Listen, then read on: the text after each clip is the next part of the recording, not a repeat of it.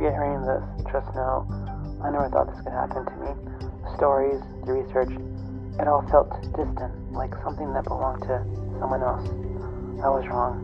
Maybe it was my curiosity. Maybe I pushed it far into something I wasn't supposed to. I don't know, but that night, something found me. Shadow, presence, something I couldn't ignore. And now, I can't stop thinking about it. Was it the research, my questions, or was it always there, waiting for me to notice it? Either way, I noticed it. This is what happened. Listen closely. Very, very closely. It's important. Let me ask you something. Have you ever walked alone at night and felt like something or someone was behind you? It's that little voice in your head that says, don't turn around. Most of the time, it's paranoia. Most of the time. But not this night. It was 5:15 a.m. on K Street.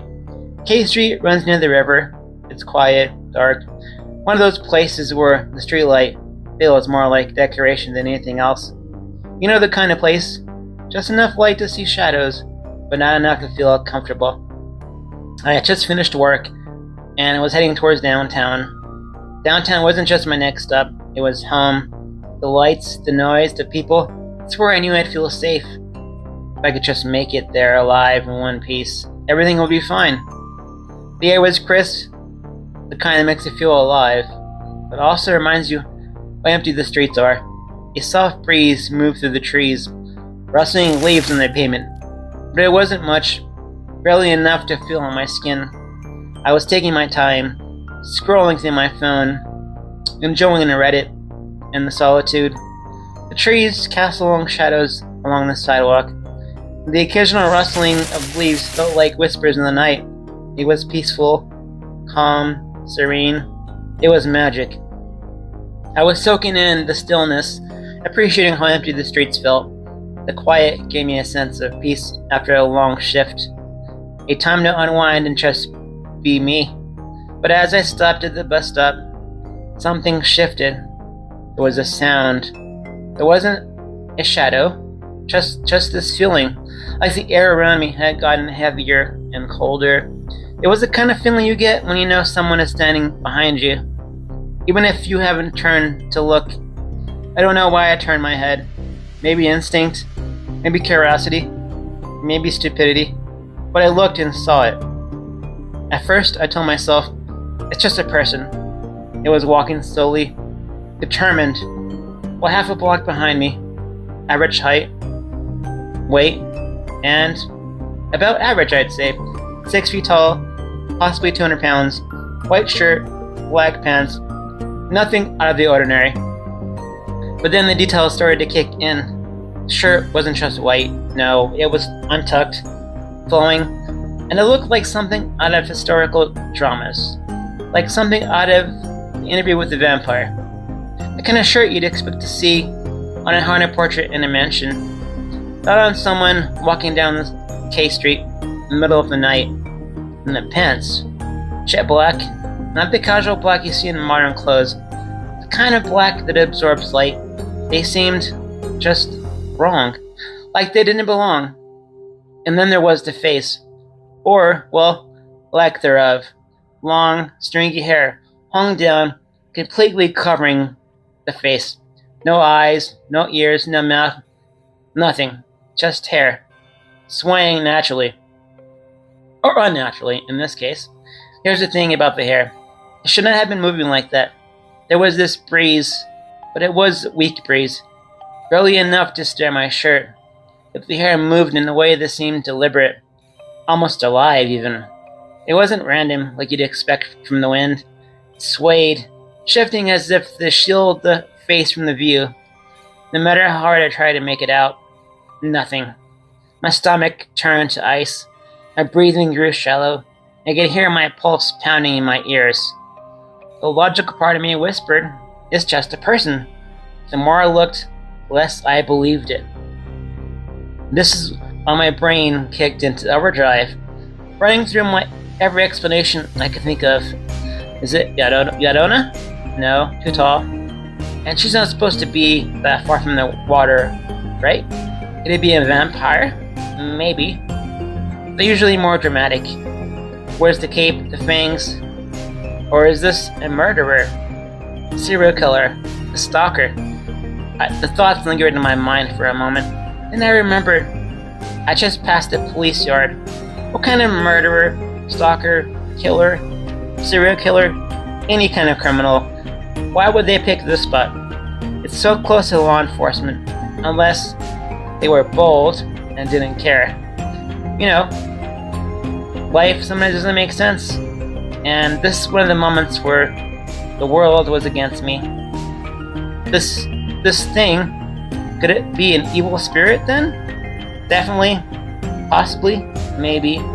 I know it didn't feel human. It didn't feel alive. And then, the thought that chilled me the most, what if it's not after me?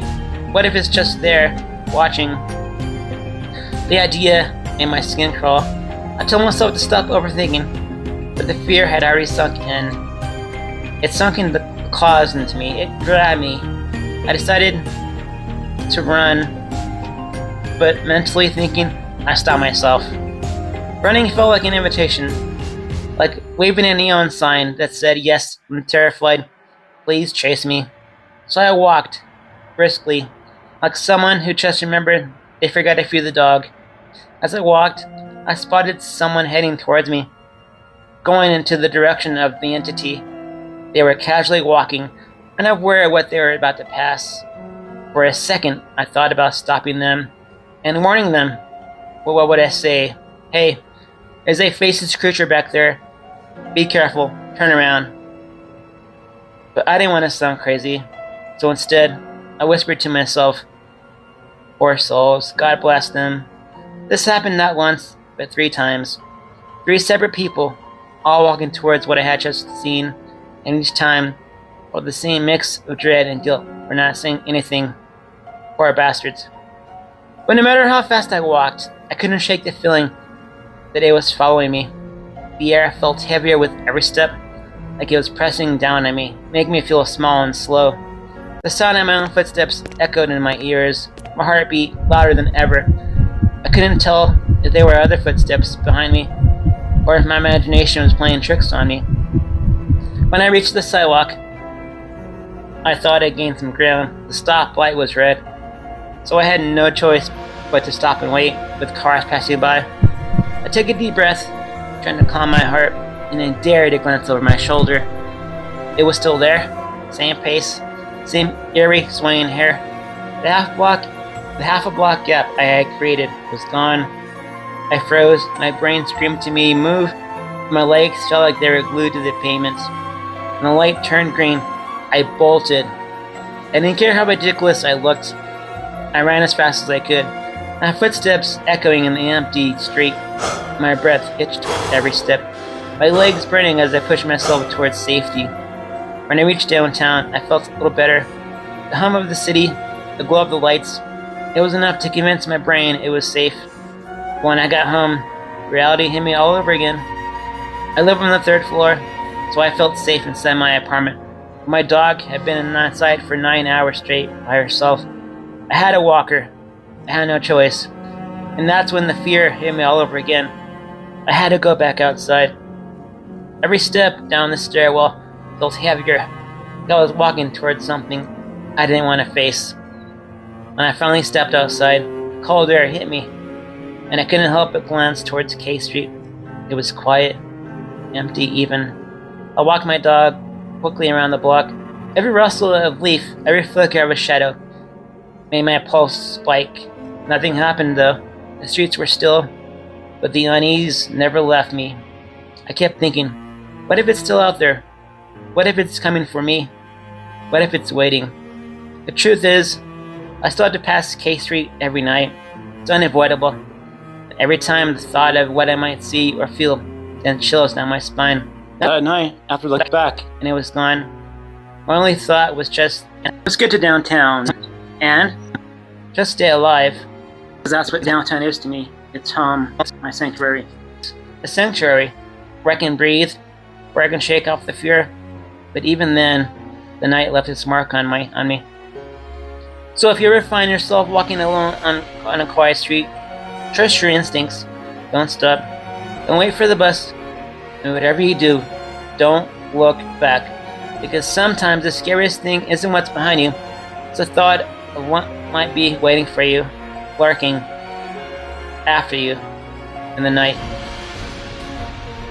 Don't forget to like, comment, and subscribe. Thank you.